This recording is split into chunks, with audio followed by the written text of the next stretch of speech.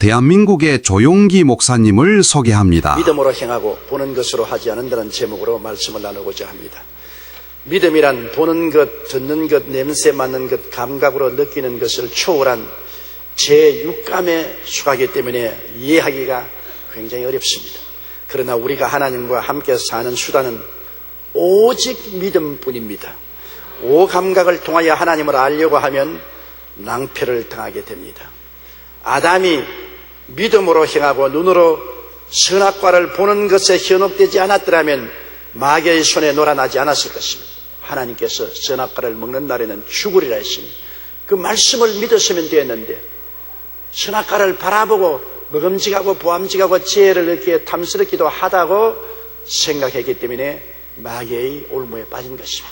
믿음으로 행하지 않고 보는 것으로 행했기 때문에 낭패를 당한 것입니다. 예수님께서 광야에서 40일 금식하신 후 마귀의 시험을 당하실 때 주님은 철저히 하나님 말씀을 믿는 믿음으로 행하고 보는 것, 즉 감각으로 느끼는 것을 따라 행하지 않았기 때문에 마귀를 이길 수가 있는 것입니다. 우리는 아브라함을 항상 믿음의 조상이라고 말합니다. 첫째로 아브라함이 왜 믿음의 조상이 되었는가라는 것입니다. 그것은 아브라함이 믿음으로 행하고 보는 것으로 행하지 않았기 때문에 그렇습니다. 아브라함의 생애 속에 대개 믿음으로 행하고 보는 것으로 행해서 시험도 좀 들었지만은 결국 믿음으로 극복한 것입니다. 그는 부르심을 받았을 때 믿음으로 갈 바를 모르고 나갔습니다. 하나님이 다 지도를 펼쳐놓고 이곳에 네가 갈 곳이다 이렇게 하지 않고 그냥 나오라고 하셨습니다. 창세기 12장 1절로 4절에 야훼께서 아브라함에게 이르시되 너는 너희 고향과 친척과 아버지의 집을 떠나 내가 네게 보여줄 땅으로 가라. 내가 너로 큰 민족을 이루고 네게 복을 주어 내 이름을 창대케 하리니 너는 복이 될지라. 너를 축복하는 자에게는 내가 복을 내리고 너를 저주하는 자에게는 내가 저주하리니 땅의 모든 족속이 너로 말미암아 복을 얻을 것이라 하신지라. 이에 아브라함이 야훼의 말씀을 따라갔고 롯도 그와 함께 갔으며 아브라함이 하란을 떠날 때 75세였더라. 75세의 나이에 하나님이 가라고 하시니 갈 바를 모르고 오직 하나님 말씀을 믿고서 떠난 것입니다. 그래서 가나안 땅까지 들어왔는데 반드시 믿음은 시험을 당합니다. 진짜로 믿느냐 가짜로 믿느냐는 시험을 통해 봐야 알 것입니다. 쇠붙이가 진짜냐 가짜냐는 불에 녹여보아야 진짜 가짜가 드러나는 것과 같은 것입니다. 그러므로 불같은 시험이 반드시 다가와서 믿음을 증명해 보는 것입니다. 아브라함이 하나님을 믿고 가나안 땅에 들어왔는데 가나안 땅에 큰 기근이 다가왔습니다. 모든 나무와 풀들이 다 마르고 우물물이 말라버렸습니다. 짐승들이 다 굶어 죽고 종들도 뿔뿔이 도망치고 따라온 일가 친척들도 다 고향으로 돌아갔습니다. 아브라함은 그 아내 사레와 조카 롯과 가나안 땅에 남아있었는데 굉장한 시련이 다가왔습니다. 보는 것이 다 가뭄에 시들어지고 불타버린 것입니다. 어느 곳을 보아도 희망이 없습니다. 그러나 하나님은 가나안에 가라고 말합니다. 가나안 이상 다른 데 가라는 말씀 안 했습니다. 말씀을 믿고 그 자리에 머물러 있을 것이냐 보는 환경을 보니 황폐해지는데 살 길을 찾을 것이냐 시험에 들었습니다. 아브라함은 그만 믿음을 놓아버렸습니다. 보는 것에 영향을 받아서 여기 있다가는 다 굶어 죽겠다. 우리가 비가 내리고 물이 많고 살기가 좋은 애굽으로 가자. 믿음을 놓아버리고 보는 것을 따라 출발했습니다. 그 결과 그가 애굽에 내려가서 얼마나 큰 수치와 곤욕을 당한 것은 여러분이 잘 아시는 바인 것입니다. 아내를 바로에게 뺏기고 수치와 곤욕을 한없이 당했었습니다. 믿음으로 행하고 보는 것으로 행하지 말아야 되는데 믿음을 저버리고 보는 것으로 행하면 환경과 운명의 노예가 되어버리고 마는 것입니다. 하나님의 특별하신 자비와 긍휼이 아니었으면 아브라함은 애굽에 내려가서 망했을 것입니다. 옛날 어떤 사람이 광산에 등불을 들고 땅속 깊이 들어가서 시찰을 하다가 그만 등불이 꺼졌습니다. 광산의 갱도에 깊이 들어가서 등불이 꺼졌으니 어디로 나갈지를 모릅니다. 당황을 했습니다. 죽었다고 생각하고 기가 막혔습니다. 가만히 앉아서 기도를 드리고 있는데 마음속에 지혜가 생겨났습니다. 아, 갱도에는 반드시 화차가 들락날락하는 철길이 있을 것이다. 그래서 발을 맨발로 하고 더듬어 보니까 갱도에 철길이 발에 닿거든요. 그래서 발로서 그 철길을 더듬어서 철길을 밟고 따라 나오니 눈에는 안 보였어도 철길만 따라 나오니까 결국에 그는 갱도 입구에 나와서 환한 천지를 바라볼 수가 있는 것입니다. 오늘날 우리가 아무리 캄캄한 동굴 속에 들어갔을지라도 우리를 인도하는 철길인 말씀을 따라서 믿고 나가면 문제가 해결되고 우리가 승리의 길로 나올 수가 있는 것입니다. 그런데 말씀의 철길을 저버리고 환경을 바라보면 길을 잃어버리고 낭패에 빠져버리고 말 것입니다. 아브라함은 말씀을 믿는 믿음을 저버리고 보는 것을 따라갔다가 큰 낭패에 떨어진 것입니다. 회개하고 돌이켜 하나님이 다시 가나안 땅으로 올라오게 했습니다. 가나안 땅에 올라와서 아브라함도 은과 금이 풍부하고 종들도 많고 짐승도 많았는데 조카 롯도 일가를 이루어서 은과 금도 많고 종도 많고 짐승들도 많아서 좁아난 땅에 두 가족이 함께 살 수가 없었습니다. 아브라함의 종과 롯의 종들이 우물물 때문에 싸우고 풀 때문에 싸웠습니다. 어린아이 싸움이 어른 싸움이 되어서 아브라함과 조카 롯이 다투게 되니 기가 막힙니다. 믿지 않은 사람들이 주변에 많이 있는데 덕이 되지 않았습니다. 그래서 아브라함이 믿음으로 선언을 했습니다. 조카야, 네가 동일하면 내가 서로 가고 네가 남이라면 내가 북으로 갈 것이다. 그때 조카 롯은 믿음으로 행한다면 하나님이 가나안 땅으로 가라고 했지 가나안 땅 밖으로 가란 말 안 했거든요. 그런데 조카 롯은 요단 지역을 바라보니 온 땅에 물이 넉넉하고 굉장히 좋은 땅이었습니다. 조카 롯은 믿음으로 행하지 않고 보는 것으로 행했습니다. 눈으로 보니까 가나안 땅보다는 저 요단강 건너편에 소돔과 고모라 땅이 훨씬 더 좋거든. 그래서 거리로 옮겨가고 메마른 땅에 아브라함은 혼자 남았습니다. 그는 믿음을 택했습니다. 보는 것으로 행하지 않았습니다. 마땅히 아저씨가 되니까 조카보다도 선취권이 있지 않습니까? 내가 먼저 택하겠다. 그리고 눈에 보이는 좋은 땅으로 갈 수 있었는데도 불구하고 그는 믿음으로 조카에게 선취권을 주고 조카가 떠나고 난 다음 하나님이 약속의 땅에 믿음으로 머물러 있으니까 하나님이 아브라함에게 복을 주셨습니다. 창세기 13장 14절로 15절에 롯이 아브라함을 떠난 후에 야훼께서 아브라함에게 이르시되 너는 눈을 들어 너 있는 곳에서 북쪽과 남쪽 그리고 동쪽과 서쪽을 바라보라. 보이는 땅을 내가 너 자손에게 주리니 영원히 이르리라. 믿음으로 행하면 하나님이 대답해 주시는 것입니다. 내 믿은 대로 될지어다. 보는 것으로 행하면 세상과 마귀의 올무에 빠져들어가는 것입니다. 조카 롯은 보는 것으로 행했다가 나중에 소돔 고모라 성에서 전쟁이 일어나서 가산 다 잃어버리고 포로로 잡혀가는 비극적인 신세까지 되었으나 아브라함이 구해 주신 것을 여러분 잘 알고 계신 것입니다. 아브라함은 믿음으로 행했다가 보는 것으로 시험에 떨어지고 또 믿음으로 행했다가 또 보는 것으로 시험에 떨어져서 우리에게 큰 위로가 됩니다. 우리도 믿음으로 행했다가 보는 것으로 떨어지고 믿음으로 행했다가 보는 것으로 시험에 떨어질 때가 많지 않습니까? 그래도 회개하고 돌아오면 하나님이 다시 복구시켜 주시는 것입니다. 아브라함이 가나안 땅에 들어온 지 10년이 지나서 85세 때 하나님께 아들을 달라고 부르짖어 기도했습니다. 그러니까 하나님이 하루 아브라함을 밤중에 불러내서 하늘을 쳐다보고 별들을 헤아리라고 했습니다. 창세기 15장 5절로 6절에 그를 이끌고 밖으로 나가 이르시되 하늘을 우러러 뭇 별을 셀 수 있나 보라. 또 그에게 이르시되 내 자손이 이와 같으리라. 아브라함이 야훼를 믿으니 야훼께서 이를 그 의로 여기시더라.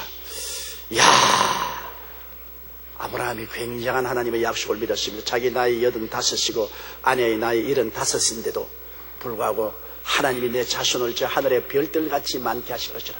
믿음이 가슴에 가득해서 흐뭇하게 들어오는데 당장 보는 것으로 시험을 받습니다. 사례가 뭐라고 하냐니까 여보 이리 좀 오세요.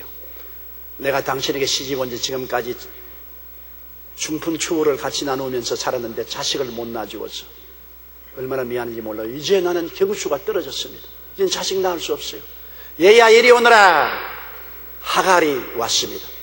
보세요. 젊고 싱싱하지 않아요? 하갈에게 들어가서 자식을 낳았어요. 말은 그렇게 하면서 사례는 속으로 아니야 크기를 기대했을 것입니다. 어느 여자가 자기 남편을 처백에 기쁘게 줄 여자가 어디 있습니까? 그런 여성이 있으면 한번 손 들어보세요. 없어요. 자식을 자기가 못 낳을지라도 남편에게 첩부해주는 여자가 어디 있겠습니까? 기쁘게 그렇게 할 수는 없지만은, 그러나 유대 나라에서는 대를 이어주지 못하면 너무나 큰 악을 범하는 것이 되기 때문에 자기 여종을 불러서 아브라함에게 소개를 했습니다. 아브라함이 하나님을 믿었으니까 여보 무슨 그런 노망 끝이 들린 소리를 하느냐. 하나님이 아들 주겠다고 약속했으니 나는 끝까지 믿는다. 눈에는 아무 증거 안 보이고 귀에는 아무 소리 안 들려도 나는 믿음으로 행하고 보는 것으로 행하지 않는다. 여보 그런 소리 말아. 하가라 나가. 그랬으면 하나님도 좋아서 박수를 쳤을 것이고 사례도 과연 우리 남편이다. 할렐루야 원더풀 그렇게 했을 것입니다. 그랬는데 어디 하갈 한번 보자. 와, 과연 젊고 싱싱하고 이쁘구나. 여보 고마워. 그만 그날 저녁에 하갈에게로 들어갔습니다. 믿음이 어디 가버렸습니까? 믿음으로 행하고 보는 것으로 하지 말아야 되는데 그만 아브라함이 믿음을 놓쳐버리고 보는 것에 끌려가서 하갈하고 동침하고 하갈이 잉태하여 이스마엘이 낳으니 온 집안이 풍비박산입니다. 하갈이 어깨에 힘주고 사레에게 큰 소리함으로 사레가 가슴을 치고 아브라함의 멱살을 잡고 너 때문에 이렇게 되었다고 야단법석을 하고, 그리고 아브라함은 아브라함대로 하갈과 사레 가운데 서서 이리 꽃이 피고 저리 꽃이 피고 온몸에 멍이 투성이가 되고 이스마엘 때문에 고통이 말로 닿을 수 없습니다. 왜 믿음으로 행하지 않고 본으로 행했습니까? 만일 그때 아브라함이 믿음으로 행했으면 오늘날 이스라엘과 저 아랍이 처참한 전쟁을 하지 않았을 것입니다. 오늘날의 전쟁도 본처와 첩의 자식들이 끝까지 물고 찢고 싸우지 않습니까? 아브라함이 믿음으로 행했으면 세계 평화를 가져오실 건데 아브라함이 보는 것으로 행했기 때문에 얼마나 큰 마귀의 시험과 고통에 떨어지고 말지 않았습니까? 그래서 아브라함은 85세에 보는 것으로 행했다가 시험에 빠져서 99살이 될 때까지 고통을 당했는데 99살에 하나님이 아브라함을 찾아오셨습니다. 아브라함아, 너 이름을 이제는 아브라함이라 하지 말고 아브라함으로 해라. 많은 민족의 조상이 될 것이다. 너희 아내는 이제 사례가 아니고 사라다. 많은 자식의 여주인이 되었다. 혼이 났기 때문에 아브라함은 이제 자기 나이가 99살이 되고 아내가 89살이 되어도 보는 것으로 행하지 않고 믿기로 작정했습니다. 성경은 이렇게 말합니다. 로마서 4장 18절로 22절에 아브라함이 바랄 수 없는 중에 바라고 믿었으니 이는 내 후손이 이같으리라 하신 말씀대로 많은 민족의 조상이 되게 하려 하심이라. 그가 백세나되어 자기 몸이 죽은 것 같고 사라의 태가 죽은 것 같음을 알고도 믿음이 약하여지지 아니하고 믿음이 없어 하나님의 약속을 의심치 않고 믿음으로 견고하여져서 하나님께 영광을 돌리며 약속하신 그것을 또한 능히 이루실 줄을 확신하였으니 그러므로 그것이 그에게 의로 여겼습니다. 한번 혼이 나고 보는 것으로 행했다가 당한 고통을 그런 뼈저리게 느꼈기 때문에 믿음으로 돌아서서 99살에 89살 된 자기 아내를 통해서 하나님이 주신 정통자녀를 낳을 것을 굳게 믿었습니다. 도저히 눈으로 보아서는 불가능합니다. 인간의 이성으로 상상해서도 불가능합니다. 경험을 통해서도 불가능합니다. 그러나 하나님의 말씀을 믿었습니다. 하나님의 말씀은 여러분 우리의 오감각으로 이해할 수 없습니다. 하나님의 말씀은 오직 믿음으로 믿을 수가 있는 것입니다. 그 결과 아브라함이 백세가 되었을 때 90살이 된 자기의 아내를 통해서 자식을 낳았으니 그가 오늘 유대민족의 조상인 이삭이었습니다. 아브라함이 믿었다가 보는 것으로 타락했다가 믿었다가 보는 것으로 타락했다 했지만은 그가 믿음의 조상이 된 것은 마지막 장엄한 믿음을 보여주기 때문인 것입니다. 그의 아들 이삭이 10대가 되어서 눈에 넣어도 아프지 않습니다. 아버지 세수물 뜯어주고 잠자리 갈아주고 아버지와 같이 친구가 되고 수족 주물러주고 얼마나 좋습니까? 눈에 넣어도 아프지 않습니다. 그런데 어느 날 하나님 말씀하기를 아브라함아 내 사랑하는 독자 이삭을 모리아산에 데려가서 내게 번제로 드리라. 잡아서 각을 떠서 장작 위에 얹어 불로 떼어 태워서 제물로 드려요. 청천벽력입니다. 자, 눈에 넣어도 아프지 않는 눈으로 보는 내 아들, 내 눈에 보니까 얼마나 귀하고 아름답고 좋은 아들입니까? 눈에 보이는 그 아들을 위해서 내가 하나님 명령을 거역할 것이냐, 하나님 말씀을 믿고 따를 것이냐, 그는 그 갈등에 조금도 주저하지 않고 장엄한 믿음을 실천하는 것입니다. 앞으로 다시는 실수 안 하기로 결심하고 과거의 모든 실수를 능히 커버하고도 남음이 있는 결단을 내렸습니다. 자기 아내하고 이혼도 하지 않고 자기 아들 보고 하나님께 제사 드리러 가자. 아들에게 장작 짊어지게 하고 칼을 손에 들리고 불을 손에 들려서 사할 길을 들어가서 모리아산에 갑니다. 아들이 아버지여, 여기에 장작도 있고 불도 들고 칼도 가져가는데 제물로 드릴 양은 어디 있나이까? 양은 하나님이 준비하신다. 아버지는 눈도 깜짝 안 했습니다. 올라가서 제단 만들고 장작 펴놓고 아들을 묶어서 장작 위에 얹어놓고 목을 발로 밟고 칼로서 목을 베려고 할 때 창세기 22장 12절에 보면 사자가 이르시되 그 아이에게 내 손을 대지 말라. 그에게 아무 일도 하지 말라. 내가 내 아들 내 독자까지도 내게 아끼지 아니하였으니 내가 이제야 내가 하나님을 경외하는 줄 아는 거예요. 시험을 해보고 난 다음에 이제야 내가 하나님 경외하는 줄 내가 알았다. 장엄한 믿음인 것입니다. 어떠한 것과도 비교할 수 없습니다. 자기의 외독자 100세에 놓은 아들도 하나님이 말씀하시면 타협하지 아니하고 말씀을 의지하여 그 아들을 하나님께 제물로 드리려고 하는 아브라함의 믿음은 이제 보는 것으로 행하지 않고 믿음으로 행하는 최종의 피날레를 이루어진 것입니다. 여러분, 그렇기 때문에 아브라함은 믿음의 조상이라고 말하는 것입니다. 둘째로 우리가 믿음으로 행하고 보는 것으로 행하지 않기 위해서는 믿음의 조건이 필요한 것입니다. 그냥 무조건 하고 믿습니다가 안 돼요. 우리가 믿음으로 행하고 보는 것으로 행하지 않기 위해서는 하나님과 아버지와 자녀 관계가 확실히 이루어져야 되는 것입니다. 아버지가 내 아버지고 내가 그 아버지의 자녀가 되고 사랑의 관계가 이루어져야 믿을 수 있지 않습니까? 여러분, 아무나 믿을 수 있어요. 길에 걸어가는 사람이라고 여보 나 당신 믿어요. 그거는 미친 사람이나 그런 소리 하는 것입니다. 내 아버지, 내 아들 서로 사랑하니 믿는 것입니다. 믿음은 사랑으로 말미암아 역사하는 것입니다. 그렇기 때문에 하나님과 우리 사이에 사랑의 관계가 이루어져야 믿을 수가 있는 것입니다.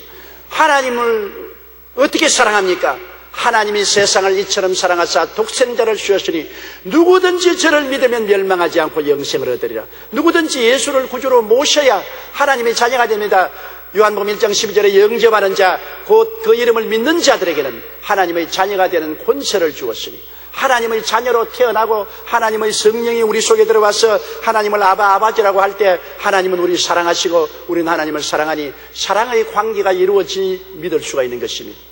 우리는 집에서 우리 부모님을 믿습니다. 왜? 부모님과 자식 사이에는 사랑의 관계가 이루어지는 것입니다. 형제간도 서로 한 부모 밑에 태어났기 때문에 우애하고 사랑하기 때문에 서로 믿을 수 있죠.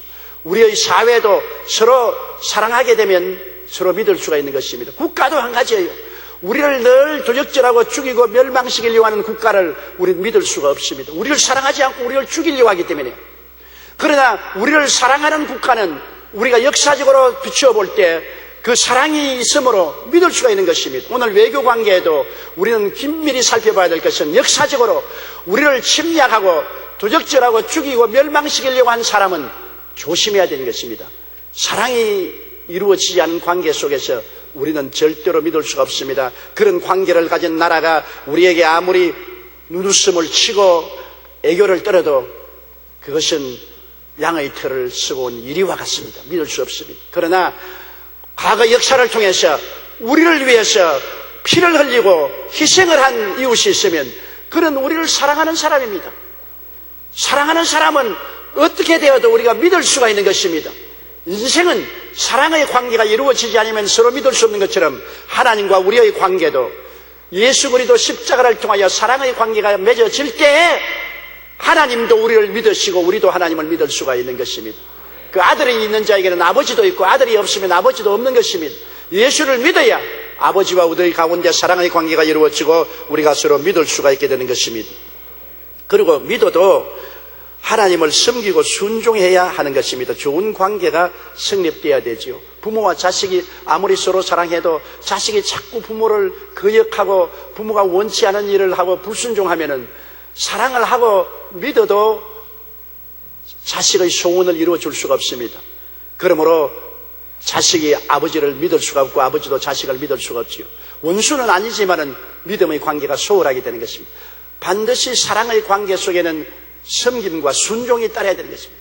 자식이 아버지를 순종하고 남편과 아내가 서로 순종하고 서로 이웃과 서로 믿으면 서로 말을 들어주고 순종하는 관계가 이루어져야 믿음이 역사할 수가 있는 것입니다. 성경에 보면 사울 왕은 하나님이 사랑하셔서 이스라엘의 초대 왕으로 세웠습니다. 하나님이 사울을 사랑했었어요. 그런데 사울은 하나님을 순종치 않았습니다. 하나님은 사울이 임금이 되자 제일 먼저 아말렉을 징벌하려고 했습니다. 이스라엘이 애굽에서 나올 때 르비딤에서 아말렉이 공격하여 이스라엘이 전멸당을 번당했습니다. 그걸 기억하고 아말렉을 쳐서 짐승과 사람을 다 멸하라고 했습니다.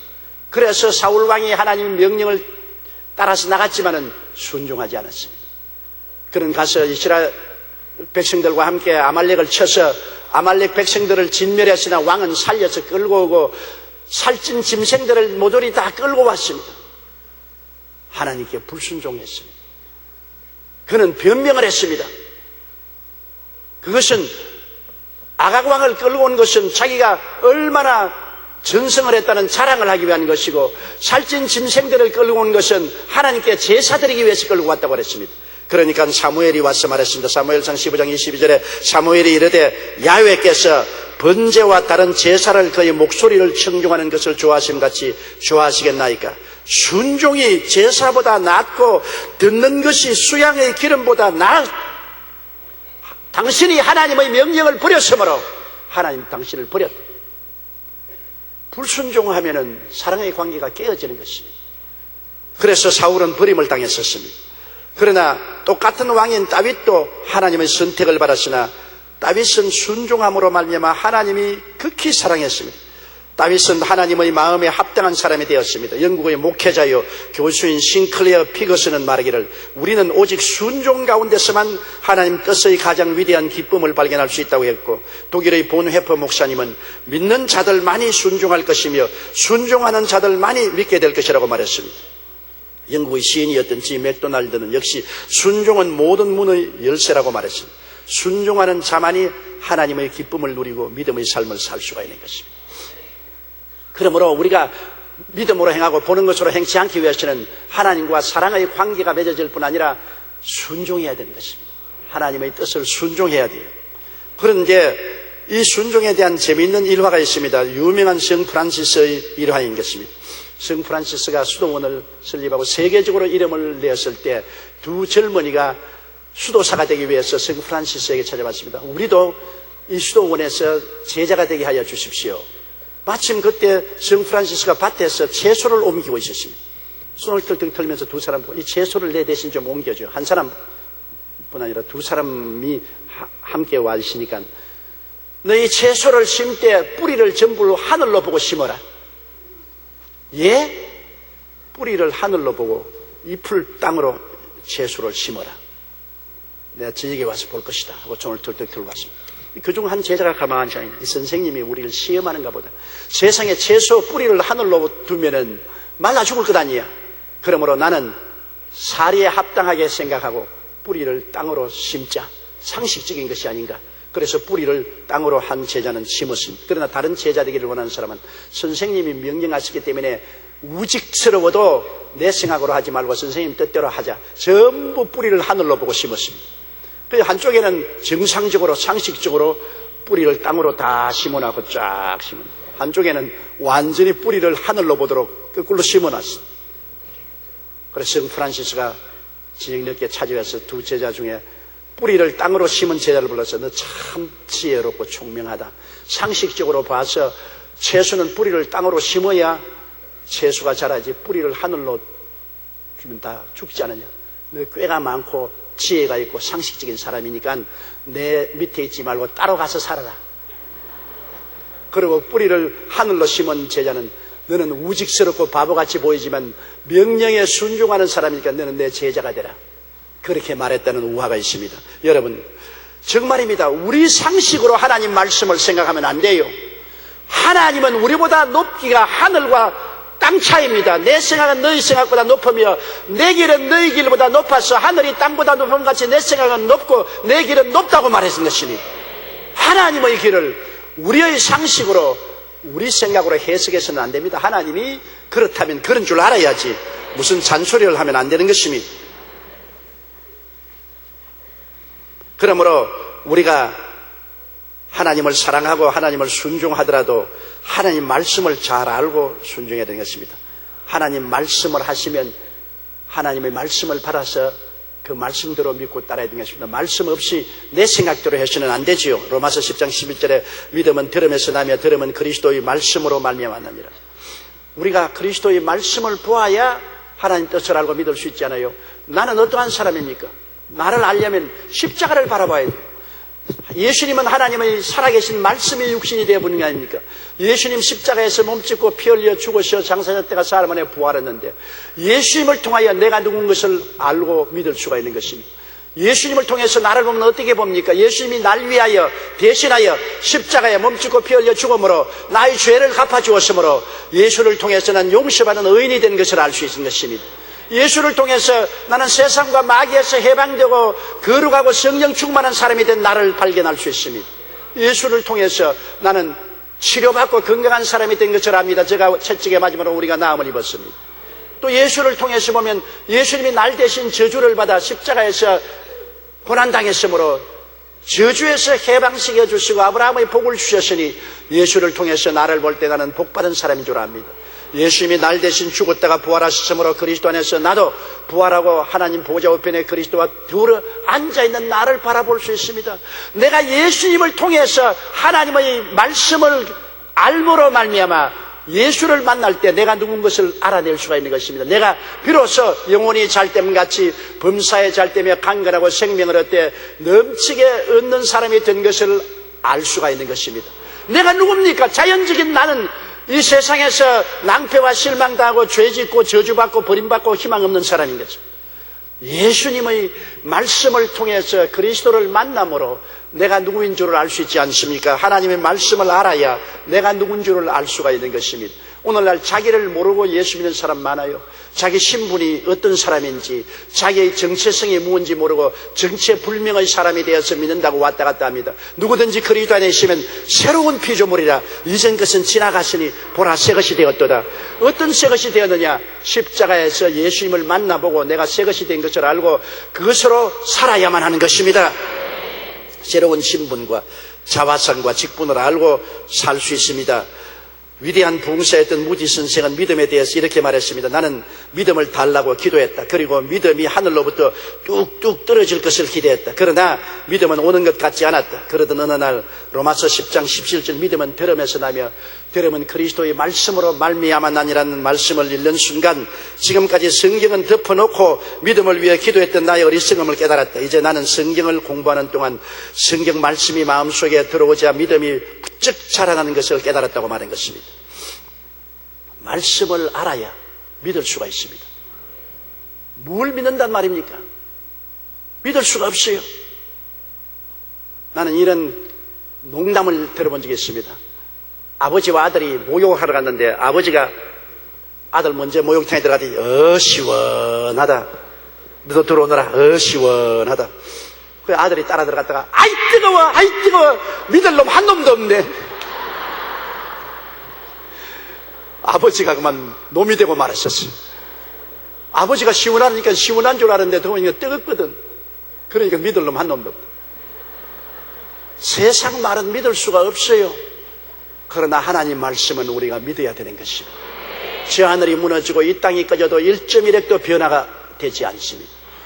하나님을 사랑하고 순종하면은 하나님의 말씀을 우리가 믿고 나갈 수가 있는 것입니다.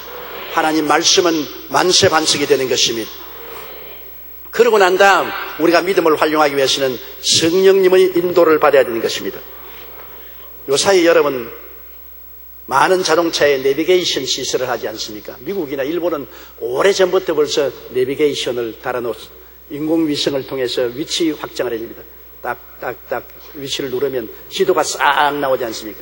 차를 운전하면 이런 화살표가 지도에 인도하면서 앞으로 200m를 가서는 오른쪽으로 도세요.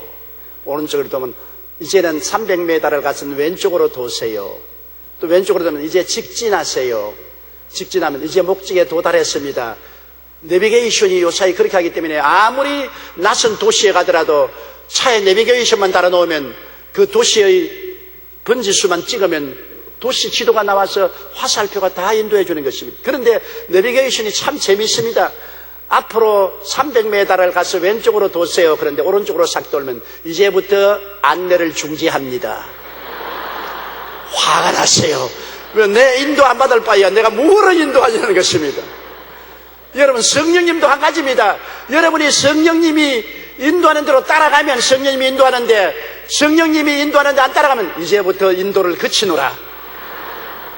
우리 육신의 눈으로 보고 육신의 귀로 듣고 육신의 마음으로 깨닫지만 하늘나라는 성령을 통해서 보고 성령을 통해서 듣고 성령을 통해서 깨닫습니다. 성령이 여러분의 눈이요, 성령이 여러분의 귀요, 성령이 여러분이 깨닫는 마음인 것입니다. 성령 없이는 하늘나라의 일은 아무것도 알 수 없습니다. 하나님이 자기를 사랑하는 자를 위해서 예비해 놓은 모든 것은 눈으로 보지 못하고 귀로 듣지 못하고 마음으로도 깨닫지 못해야 함 같으니라. 그러나 성령이 이것을 다 우리에게 보이셨다. 성령이 여러분의 눈이요 귀요 마음인 것입니다. 그러므로 성령님을 인정하고 환영하고 모시드리고 의지해야 됩니다. 예수님 말씀하시기를 내가 너희를 고아와 같이 버려놓지 않고 성령을 보내시겠다고 말씀한 것입니다. 그는 너와 함께 거하시며 너희 속에 계시겠다고 했었습니다. 성령은 이 자리에 계십니다. 우리 속에 와 계십니다. 성령님을 인정하고 환영하고 모시드리고 의지하면 성령은 우리 눈이 되어주시고 귀가 되어주시고 깨닫는 마음이 되어주시는 것입니다. 요한복음 16장 13절에 그러나 진리의 성령이 오시면 그가 너희를 모든 진리 가운데로 인도하시느니 그가 스스로 말하지 않고 오직 들은 것을 말하며 장래일을 너희에게 알리시리라. 고린도전서 2장 10절에 성령은 모든 것 곧 하나님의 깊은 것까지도 통달하시느니라. 그러므로 우리가 하나님을 사랑하고 하나님을 순종하고 하나님의 말씀 위에 섰으면 그 다음 성령님의 인도를 구해야 되는 것입니다. 성령이 우리에게 갈 길을 인도해 주시는 것입니다. 셋째로 우리가 알아야 될 것은 믿음과 감각과의 대결인 것입니다. 여러분이 믿음으로 살려고 하면은 엄청나게 감각이 대결이 옵니다. 마귀가 감각을 통해서 자꾸 야 환경을 보라, 환경을 보라, 너 이제 물에 빠진다. 야 느껴보라, 어림도 없는 소리 하지 마라.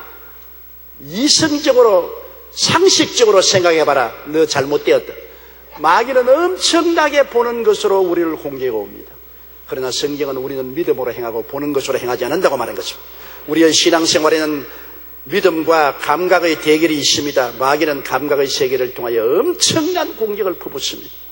믿음으로 행하는 삶에는 의심과 불신앙의 적과 엄청난 마음의 투쟁을 해야 됩니다. 우리 믿음의 조상 아브라함조차도 믿음으로 섰다가 감각에 넘어지고 믿음으로 섰다가 감각에 넘어지는 엎치락 뒤치락의 싸움을 여러 번 한 것을 알 수 있는 것입니다. 그러므로 우리가 믿음에 선다는 것은 하나님의 말씀을 확실히 깨닫고 그 위에 서는 것입니다. 진리를 알지니 진리가 너희를 자유케 하리라고. 진리는 말씀인데 말씀에 꽉 서서 동남풍이 불고 서북풍이 불고 온갖 힘이 들어와서 나를 흔들어도 말씀에 서서 움직이지 말아야 되는 것입니다. 아예 말씀에 탁 서서 여러분 어떠한 일이 있어도 말씀 밖으로 안 나가겠다고 말하는 것입니다. 왜? 말씀은 바로 하나님이십니다. 요한복음 1장 1절에 태초에 말씀이 계시니라. 이 말씀이 하나님과 함께 계셨으니 이 말씀은 곧 하나님이십니다. 말씀을 믿는 것은 하나님을 믿는 것입니다. 히브리서 11장 3절에 믿음으로 모든 세계가 하나님의 말씀으로 지어진 줄을 우리가 안다고 했습니다. 우리가 보는 세계가 다 말씀으로 지어졌습니다. 그러므로 여러분 이 말씀의 구석에 서야 돼요. 그리고 이 말씀 속에 있는 하나님의 약속의 말씀을 가슴 속에 깊이 받아들여야 돼요. 말씀을 그냥 눈으로 보고 머릿속에 생각하지 말고 마음속에 끌어안고 받아낸 어머니가 어린 아기를 품듯이 가슴 속에 받아들여야 돼요. 성경에 요한복음 15장 10절에 너희가 내 안에 있고 내 말이 너희 안에 있으면 무엇인지 원하는 대로 구하라 그러면 이루리라고 말씀한 것입니다.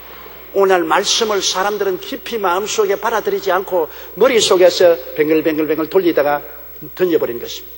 말씀을 깊이 마음속에 받아들여서 말씀이 내 속에 들어와서 내가 말씀 안에, 말씀이 내 안에 일치가 되어야 되는 것입니다. 이러기 위해서는 말씀을 우리가 깊이 묵상하고 말씀이 내 속에 들어와서 나와 일심동체가 되도록 해야 되는 것입니다. 저는 매일같이 십자가를 바라보고 주님이 대속해 주신 그 말씀을 마음속에 깊이 받아들입니다. 예수님이 날 위하여 십자가에 몸짓고 피 흘려서 나에게 값없이 선물로 용서와 의로움을 주셨다. 감사합니다. 예수님이 나에게 값없이 거룩함과 성령 충만을 주셨다. 깊이 받아들입니다. 예수님이 채찍에 맞음으로 난 나음을 입었다. 나는 2000년 전에 이미 고침을 받은 사람이다. 나는 건강한 사람이다. 예수님이 나에게 저주를 제하시고 아브라함의 복을 주셨다. 나는 복을 받은 사람이다. 아브라함의 복을 받은 사람이다. 나는 그리스도와 더불어 부활하고 보좌 우편에 앉아있다. 죽음이 겁나지 않다. 육신의 장막제 벗어버리면 보좌로 직행한다. 이것을 깊이 묵상합니다. 매일 묵상합니다. 매일 깊이 생각하고 마음속에 받아들입니다. 묵상하지 않고는 마음속에 받아들이지 않습니다. 그냥 눈으로 보고 지나치고 귀로 듣고 지나치면 안 됩니다. 말씀을 씹고 싶어서 내 마음속에 깊이 묵상을 통해서 속에 받아들여야 되는 것입니다. 이래서 하나님의 말씀을 가슴속에 깊이 받아들이면 흔들리지 않습니다. 어떠한 일이 있어도 흔들리지 않아요. 말씀에 설 수가 있는 것입니다. 그리고는 마음의 결단을 내립니다. 타협 없이 믿을 것을 의미 결심해야 되는 것입니다. 사람은 결단을 내려야 돼요. 사람이 결단 내리지 못하고 우유부단하면 안 돼요. 나는 연초에 담배 끊겠다. 그러고도 담배값을 포켓에 탁 넣고서 돌아다닙니다. 담배 피울 생각이 나면 손을 내서 오늘 한 대만 피자까지 끝. 한 대 피면 2대 되고 3대 되고 에라 올해도 끝장났다 명년에 결심해야지. 우유부단합니다. 스코필드 성경을 주애를 따른 유명한 신학자가 있습니다. 그는 술 주정뱅이였습니다. 그가 술을 끊겠다고 결심을 하고 하나님께 기도하고 난 다음에 직장에서 퇴근해서 집으로 돌아오면서 술집 앞을 지나갔어요. 술집 앞에 딱 섰어요. 들어가서 한 잔만. 아니야 한 잔만. 에라 오늘 하루만 마시고 내일은 안 마시지. 들어가서 그만 곤돌에 만들어가 됐습니다. 그러니까 항상 직장에서 돌아올 때 술집을 앞을 지나오다가는 들어가서 마시고 또 나오고. 그런 하루 결단을 내렸습니다. 이제는 돌아가더라도 술집 앞을 지나가지 말아야 되겠다. 보이는 것으로 유혹을 받으니까 내가 이제는 술집 앞을 지나가지 않겠다고 결심을 하고 직장에 퇴근하고 난 다음 마음의 단호한 결심으로 술집에 없는 곳으로 돌아서 나오므로 술을 피할 수 있고 그는 새 사람이 될 수 있다는 간증을 읽어본 적이 있습니다. 김유신도 한 가지 아닙니까? 삼국을 통일한 김유신이 기생의 무릎에 푹 빠져서 정신을 차리지 못하다가 그 어머님의 어마어마한 교훈을 듣고 난 다음에 하루도 말을 타고 술이 취해서 그들하고다가 말이 항상 가는 기생집 앞에 왔습니다. 기생이 반기면서 말에서 김유신을 모셔내리니까 김유신이 말에서 내리더니 칼을 뽑아가지고서 그 자리에서 말의 목을 쳤습니다. 피가 튕기고 말의 눈이 부릅떠서 뒹굴었습니다. 기생이 혼비백신했습니다. 그는 한 말이 나는 다시는 너에게 오지 않는다. 그 길로 돌아서서 집으로 돌아간 김유신이 삼국을 통일할 수 있는 맹장이 될 수가 있는 것입니다. 결단을 해야 돼요. 믿음도. 나는 살든지 죽든지 흥하든지 망하든지 성하든지 쇠하든지 믿겠다. 믿다가 죽으면 죽으리다. 결단, 아브라함의 결단 보십시오. 눈에 넣어도 아깝지 않은 아들을 모리아산에 죽여서 각을 떠서 태워 제물로 드려라는 명령을 받았을 때 그렇게 하겠다고 결단을 내리고 좌우로 살피지 아니하고 나가는 것입니다. 믿음이라는 것은 하나님 말씀을 내가 알고 가슴 속에 깊이 받아들였으면 그 다음부터 믿기로 결정을 내리는 것입니다. 이제는 뒤를 돌아보지 않는다. 나는 믿음으로 행하겠다. 이런 마음의 결단이 없는 사람은 아무도 못합니다. 누가복음 9장 62절에 예수께서 이르시되 손에 쟁기를 잡고 뒤를 돌아보는 자는 하나님의 나라에 합당치 아니하느니라. 히브리서 10장 38절에 나의 의인은 믿음으로 말미암아 살리라. 뒤로 물러가면 내 마음이 저를 기뻐하지 아니하리라. 타협하면 안 됩니다. 단호해야 되는 것입니다. 죽으면 죽으리이다. 에스더가 뭐라고 말했습니까? 죽으면 죽으리이다. 내가 믿었다가 하나님이 안 도와주면 죽어도 좋다. 사드락과 메삭과 아벳네고가 느부갓네살 앞에서 뭐라 했습니까? 당신이 우리를 7배나 뜨거운 불 푸른 물에 던지면 하나님이 우리를 건져주시겠거니와 안 건져주실지라도 우상에 절하지 않겠다. 단호한 결단이 필요한 것입니다. 오늘날 믿음으로 승리한 사람들은 보는 것의 공격이 다가와도 결단을 내린 사람들인 것입니다. 아예 죽기를 각오하고 믿는 사람을 하나님은 절대로 버리지 아니하는 것입니다. 하나님은 그러한 사람과 같이 하시고 내 믿은 대로 될지어다고 말한 것입니다. 그리고 우리 믿은 사람은 믿음의 선언을 해야 되는 것입니다. 믿음의 선언은 마귀의 염통을 찌르는 것입니다. 성경에도 사람이 마음으로 믿어 여여여 이르고 입으로 시인해야 구원에 이른다 그랬습니다. 시인하고 선언할 때 믿음의 역사가 일어나는 것입니다. 요한계시록 12장 11절에도 어린 양의 피와 자기들이 증언하는 말씀으로서 그를 이겼느니 아무리 하나님 말씀을 믿어도 입으로 시인하지 않으면 안 돼요. 입으로 선언해야 돼요. 예수님의 사역을 보십시오. 모두 다 입으로 선언한 것입니다. 내 죄사함을 받았나니라. 내 침상을 짊어지고 집으로 돌아가라. 파도야 잠잠하라. 바다야 잠잠하라. 내 믿은 대로 될지어다. 주님의 사역은 입으로 모두 다 선언으로 역사한 것입니다. 여러분, 우리가 믿었으면 선언해야 되는 것입니다. 말씀을 알고 말씀을 받아들이고 말씀을 믿기로 결단 내렸으면 우리는 늘 선언해야 되는 것입니다. 내가 병이 들었으나 말씀을 보니까 제가 채찍에 맞음으로 너희가 나음을 입었다고 했으므로 말씀을 부여잡고 기도하고 말씀을 깊이 받아들여서 나는 이미 나은 사람이다. 2000년 전에 이미 예수께서 나 연약한 것을 시히 담당하시고 병을 짊어지고 갔으므로 내 병은 법적으로 2000년 전에 나음을 입었다. 그러면 지금 병든 것은 마귀의 헛된 수작이다. 허상이다. 거짓되고 헛된 것이다. 그러므로 나는 이를 받아들여 앉아 예수의 이름으로 물러갈지어다. 나는 나은 것을 깊이 믿었으면, 내가 요동치 않고 믿었으면 입술로 선언해야 됩니다. 나는 나았다. 나는 나은 사람이다. 나는 건강한 사람이다. 나는 채찍에 맞음으로 해방을 얻었다. 담대하게 선언해야 되는 것입니다. 그럴 때 하나님의 역사가 나타나는 것입니다. 시드니 올림픽 여자 다이빙에서 금메달을 수상했던 미국의 로라 윌킨슨은 2004년 아테네 올림픽이 열리는 그해 3월에 연습하다가 떨어져서 오른쪽 다리에 골절상을 입었습니다. 다이빙하는 사람이 오른쪽 허벅다리가 부러졌으니 어떻게 합니까? 코치는 그녀의 부상을 보고 올림픽에 출전할 수 없다며 출전 불가를 선언했습니다. 그러나 윌킨슨은 하루에 수십 번씩 빌립보 4장 14절 내게 능력 주신 자 안에서 내가 모든 것을 할 수 있느냐는 말씀을 읽고 또 읽고 묵상하고 묵상합니다. 그 말씀을 보고 그 말씀을 마음속에 깊이 받아들였습니다. 깊이 받아들여요. 그러고 난 다음에 그는 그 말씀을 믿기로 결심을 했습니다. 의사들은 다이빙을 못한다. 코치도 이미 불가라고 말했습니다. 그래도 그는 하나님이 해줄 것을 믿고 입술로 시인했습니다. 그는 이 빌립보서 4장 13절을 계속해서 매일같이 묵상하며 입으로 시인했습니다. 나는 할 수 있다. 나는 다시 아테네 올림픽에 출전해서 선수로서 다이빙을 할 수 있다. 그래서 연습장에 이제 나가면 다른 사람들은 다 높은 데 올라가서 다이빙을 했는데 자기는 못하니까 수영복을 입고 앉아서 꿈을 꾸는 것입니다. 바라봄의 법칙인 것입니다. 자기가 다이빙을 기가 막히게 해서 모든 만중의 박수 갈채를 받고 1등의 금메달을 목에 따는 것을 목에 거는 것을 늘 상상했습니다. 친구들은 지금 연습하는데 자기는 연습 못하고 수영복을 입고 이제 앉아가지고서 그런 바라봄의 법칙을 꿈을 꾸는 것입니다.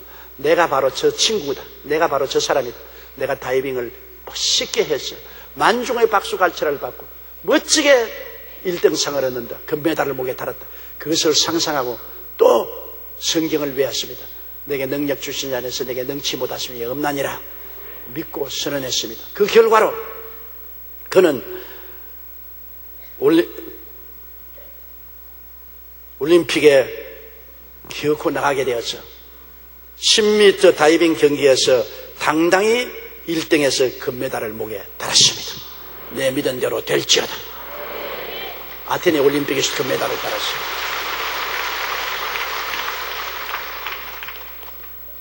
이 미국의 선수가 바로 성경 말씀대로 한 것입니다. 그는 하나님의 말씀을 알고 그걸 깊이 받아들이고 믿기로 결단을 내리고 입으로 시인했습니다. 그리고 바라보면 법칙으로 늘 꿈을 꾸었습니다. 그리고 다 안 된다는데 출전해가지고서 그는 1등상을 타고 금메달을 목에 달 수가 있었던 것입니다. 여러분, 성경은 말합니다. 할 수 있거든요. 무슨 말이냐? 믿는 자에게는 능치 못하심이 없나니라. 믿음은 상식을 초월하고 세상의 법칙을 초월해서 하나님의 기적으로 사는 것이 믿음인 것입니다. 다 할 수 있을 바에 믿을 필요가 없지요. 우리가 못하는 것 하나님이 하시기 때문에 하나님을 믿음으로 하나님의 기적으로 사는 것이 크리스찬인 것입니다. 우리가 믿음으로 행하고 보는 것으로 행하지 않은 것이 크리스찬인 것입니다. 안 믿는 사람은 다 보는 것으로 행하지요. 그러나 믿는 사람이 안 믿는 사람과 뭐가 다릅니까? 그는 하나님의 말씀을 믿음으로 행하는 것입니다. 하나님을 바라보고 하나님을 사랑하고 하나님을 순종하고 하나님을 믿고 그리고 하나님을 의지하고 담대하게 선언하고 보는 것의 시험을 이겨내는 것입니다. 여러분, 이 새해에는 보는 것으로 행하지 않고 믿음으로 행해서 여러분의 삶 속에 기사와 이적이 넘쳐나고 하나님의 은총을 받아서 영혼이 잘됨같이 범사에 잘됨에 강건하고 생명을 얻되 넘치게 얻어 선한 일을 넘치도록 해야만 하는 것입니다. 우리 예수 믿는 사람이 착한 일을 넘치게 하려면 누가 할 수가 있는 것입니까? 가난하고 병들고 헐벗은 사람들에게 나누어주고 도와주고 붙들어 줄 수 있는 것은 우리가 할 수 있는 일이 아닌 것입니다. 온 천하 만국에 나가서 그리스도 영광을 나타내는 것도 우리가 할 수 있는 것인데 우리가 복을 받지 않고 누구에게 복을 나누어 줄 수 있는 것입니까? 우리가 성공하지 않고 누구에게 성공을 나누어 줄 수 있는 것입니까? 우리가 승리하지 않고 누구에게 승리에 동참하게 만들어 줄 수 있습니까? 나를 믿는 백성은 머리가 되고 꼴이 되지 않고 위에 있고 아래 내려가지 않고 남에게 구워줄지라도 굳지 않겠다고 했으니 믿음으로 하나님의 은총을 받아서 이 은총을 가지고 그 나라와 그 일을 먼저 구하며 하나님 나라를 확대하는 여러분 되시기를 주의 이름으로 축원합니다. 다 같이 고개 숙여 기도드리겠습니다. 사랑이 많으신 우리 아버지 하나님, 우리는 믿음으로 행하고 보는 것으로 행하지 않사옵니다. 우리가 보는 것으로 행하면 낭패와 실망을 당할 때가 너무나 많고 마귀의 올무와 시험에 빠져들어갑니다. 내 아버지 하나님이시여, 우리는 하나님을 사랑하고 하나님을 순종하고 하나님의 말씀을 받아들이고 하나님 말씀을 믿고 하나님 말씀을 선언하고 말씀을 더우려 삶으로 아버지 하나님의 기적을 체험하게 도와주시옵소서. 우리 성도 모두가 다 하나님의 기적적인 역사를 통해서 승리하고 성공적인 이 한 해를 살게 하여 주옵소서. 예수님 이름으로 기도드리옵나이다. 아멘. 할렐루야. 아멘. 목사님 감사합니다. 구독과 좋아요는 제작하는 데 힘이 됩니다. 감사합니다.